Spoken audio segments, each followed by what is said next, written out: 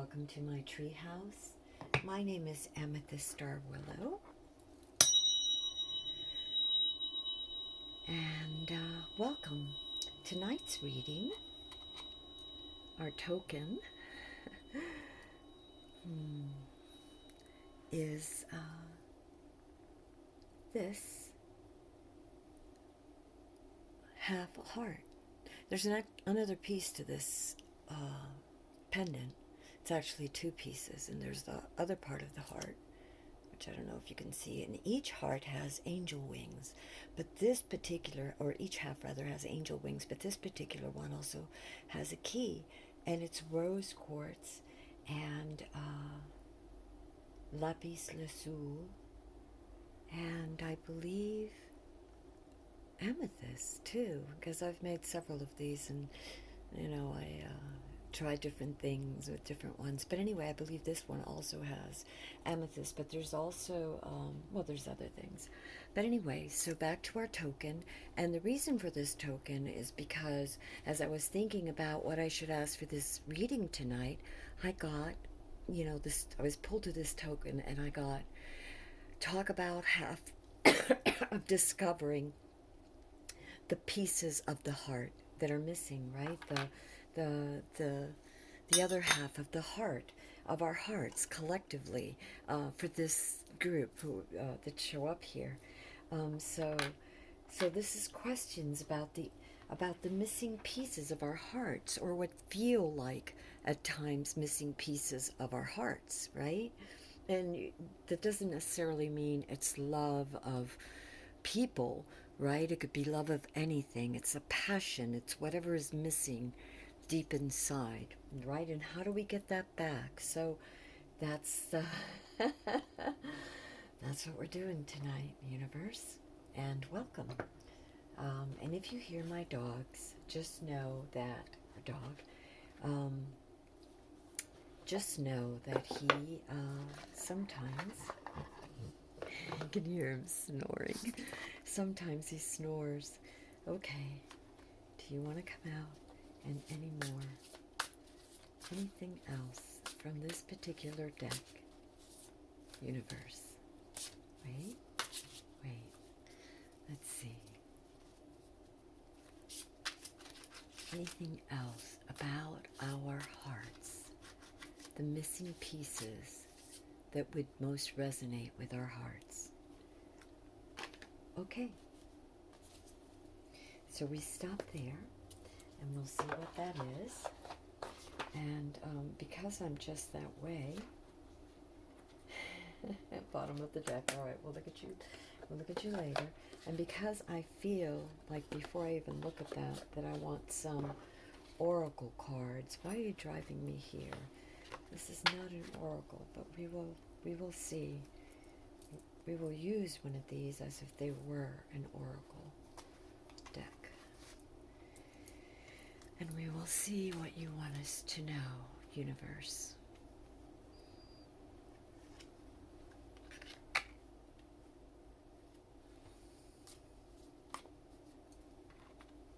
And as an oracle for the missing pieces of our heart, you have the Ace of Cups, of receiving something.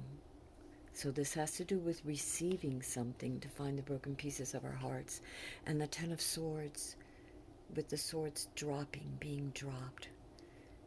The anxiety, the burden, the difficult times and confusion being dropped, and new awareness, a new opportunity, a new cycle is beginning. If you can remember and embrace, like this image is all about the embracing your childlike innocence, your inner self, your inner creative self, your inner your own inner shaman, your inner that your inner self, right? Some call your inner self your highest self. Some think of it as a guardian angel. Some just are so in tune with that connection and that flow that they don't question it. It's just how they breathe, right? And the Ace of Cups is giving you that love, that opportunity. And the reason I know also it's an opportunity, actually you're getting an opportunity twice in this oracle, is because the Ten of Swords are being dropped away from you. Your grief, your inability to understand, your confusion, your pain is being dropped because you are dropping it, because you feel that you cannot continue to withhold that pain and move forward. And you really can't, because if you think of it, two things, it's hard for two feelings. Let's say you have one cup and you're trying to put two feelings into the same cup, pour two different liquids into the same cup, oil and, let's say, water, and they don't necessarily mix. And even if it was wine and water, it'd be diluted. It wouldn't be the essence, the spirit pure. So in order to find happiness, you're being asked to dive deep into that inner self, into that spirit pure, and discover its radiance, you know. And in a way, it's also saying to drop your guard, your inhibitions of, stress and worry and lack of clarity. Let's see if we can get some other messages here. And we have the Fool, starting over. So isn't that interesting? So you have the Fool, radiant, and your inner self. Look at this. Look at these two diving. That expression of freedom, and the other one just opened up and radiant, right? And that is your first card. Wow. Yeah. So you have the Fool here. You also have the Six of Swords, moving away from something. Isn't that interesting? Because we got the Ten of Swords here, of letting go, of the end of a cycle. Tens are the ends of a cycle, the beginning of a new. And here you're moving away, you're letting go, you're letting go of that, of the shadow, the pain, the conflict, the confusion, right? You're moving away from those thoughts and situations that make you feel that way, right? And let's see what else the universe tells us. And we also have the Emperor. And we also have Temperance. And Temperance, look at the angel behind him. When you're talking about, can you see the angel, the white, the outline behind him? And when you and this is just the energy, okay? It's not male or female, so the image is male, but it could be female. It's not gender specific is what I'm trying to say. But all of us have this angel within. Remember when I said that your highest self, some call it the highest self, some call it your guardian angel. It's inseparable from you. It's part of your spirit. It's divinely it's part of you. And think of it as assigned to you, but assigned to you because how can you separate yourself from yourself, right? And by accessing that energy within, or knowing, because when you're not strong enough or you don't believe in it, it doesn't mean that your angels, other guides, won't come by and shield you and be with you. So Temperance is all about when you're in a very painful place or confused place, or and whether it's in your mind or in your surroundings or both, or in your heart, and you can't let go of that, it's hard to see your own radiance. It's hard to see your own Emperor energy, your own divine energy. And again, this is just, it's not gender specific. Your own worth, your own strength, your own stability to create that, right? To be that. And that is you, but it takes temperance to attain it, to even, I guess you could say, feel it, bond with it, ground with it. And a lot of times when we have so much inner BS that we've carried either from life or lifetimes or just life, either in our minds or in our hearts, buried deep, even as children, we don't always understand, and it sets up patterns, right, that negate, that block our forward movement and our desire to create, our need to create. Because look, creating is like breathing. Remember what I said about the breathing? You're being offered the Ace of Cups, and it's like taking a breath, releasing this, I can't do it, I don't know how, what if people think this, or I'm not supposed to do that, or I'm not supposed to think that way, or I'm not supposed to express myself this way, or I'm not supposed to live this way, or you're not judging yourself or being judged by others' expectations or your own expectations that were put in place long before maybe you were even aware of it, maybe before your birth even. The Fool is all about before birth. The Fool is stepping from a higher dimension into 3D space to become manifested, and brings all of the knowledge and wisdom in their spirit, and how do you access spirit? By your subconscious. But when it's full of pain and chatter, when your heart is full of pain and chatter, you can't see your way to it. So this is saying there is a moving away. You're finally beginning to let go of the burdens. And if you haven't already, you soon will, because you're sensing this inner self in you is beginning to shine and show you the way, right? You're beginning to know this, and because of it, you are growing into the energy of the Emperor, secure and stable, and this beautiful sense of worth, right? All right. Oh my goodness. And next to the Emperor, we have the Empress. So this also tells me not only is this a divine union for those of you that may be in a relationship or about to meet someone, but I also feel very much on a personal level or an individual level, let's say, for those of you here, that it is also you are coming to terms between your yin and yang energy, your energy to nurture, and your energy to express, boldly express. She gives birth, the Empress gives birth, so she's creative. They're both creative, but it's a different way. It's a different energy, it's a different feel. The yin, the yang, the male, the female, the anima, the animus within each of us. If we're so yin, we could be super empathic and not even realize, not be grounded enough. So the yang within us, and sometimes that's smothered because of things at birth or because of things growing up.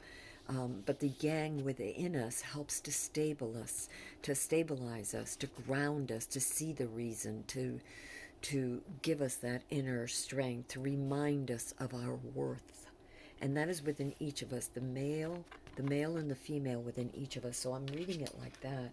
If you're finally coming to that, you're finally bonding with yourself, you're finally beginning to recover the pieces of your heart necessary to move forward, right? So what do we need? We need to let go. We need to move on.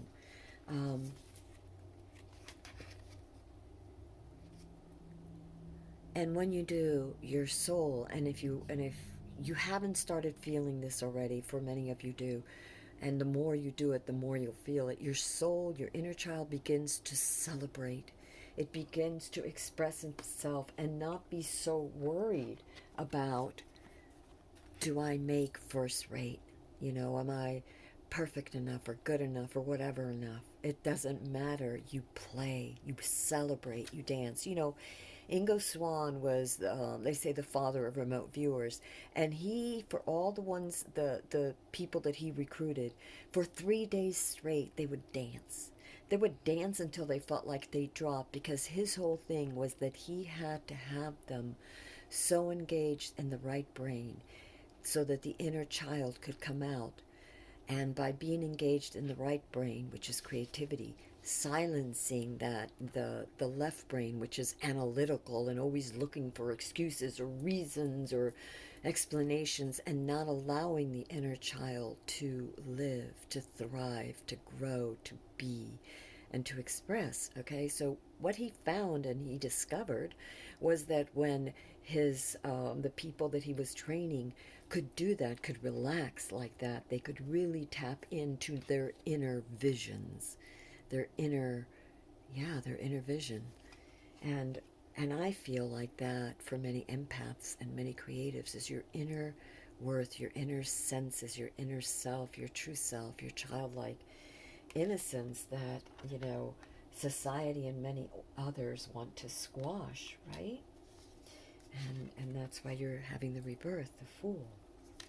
And also a love affair between yourself. But again, for those that there are some out you that this may be a love reading, but I really feel like too this is a celebration and a love of self, a complete union of finding your other half. And since we said finding your other half, I meant it in a very like metaphysical way, but the universe, because the universe answers to whoever's watching, and that means you also, somebody out there, yeah, or some of you out there that aren't in a relationship. It's about bringing forth. You will be bringing forth by being this way. You will be radiating and bringing forth your true match, your true soulmate, your true companion, your true love. All right. Wow, that was really quick and really good. Is there anything else that we should know about? I got that I should get this one early on when I was picking the decks just before I sat down. And this one wants to come out. And this one says, oh my gosh, loyalty. And I've been getting number 44 all day, so we'll look. Do I have my book handy? We'll look for number 44 in a minute, but remind me, 44 is a master number, but look, in answer to some of this, loyalty, responsibility, relationships, construct, self-care. So a message out there, again, about self-care, about the more you radiate, the more in touch you are, the more healed, the more authentic you are, the more you're radiating that, you're free flowing in that. And whether it's true love, whether it's love of, or some project, some creative endeavor, because that's a love, right? Or whether it's a person or a situation, whatever it is, or some project, it requires loyalty and responsibility, construct, showing up, right? And self-care. You need to take care of yourself as and the person you're with, the other half of you as well. I want to read this. Okay, sorry, I got off in a tangent. I started to, like, something, you ever get that? Something came to mind and then it went out the window. So let's see if the book will clarify. And yeah, bottom of the deck, quickening, discovery, acceleration, knowledge, source. It's funny, the other day I got, the reading I did last night was about the tower. And right now we're getting the quickening. And that's interesting too. Discovery, acceleration of healing and manifestation, in understanding and integration of knowledge. And source. Well, source is the infinite. Source is many things. To me, it's, yeah, source. Whatever that is for you. Whatever that be. I am asked, and we will still read that, but I'm asked to grab a divine feather. So we will do that as well. And let me make a little room here. Put that up for right now. And grab a divine feather. And yes, we will read this. But I also want to see, because the universe speaks, you know. And let me see. Anything else, universe, for this group, for the pieces of our heart? Crane, you will soon enter into a beneficial partnership, luck, and longevity. Bless this union. Holy swizzle sticks, Batman, right? The lovers.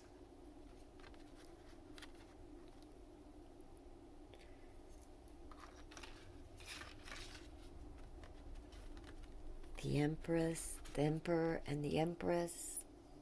Can you see? I have to have this on a weird angle and it's hard to see. And temperance. When I see temperance too, you know, temperance is all to me about balance, right? About balancing things, about a synthesis, about, like, when I think of temperance, I think of those, the chi balls, you know, and keeping yin and yang when you're meditating, when you're dancing, when you're tai chiing or whatever energy movement.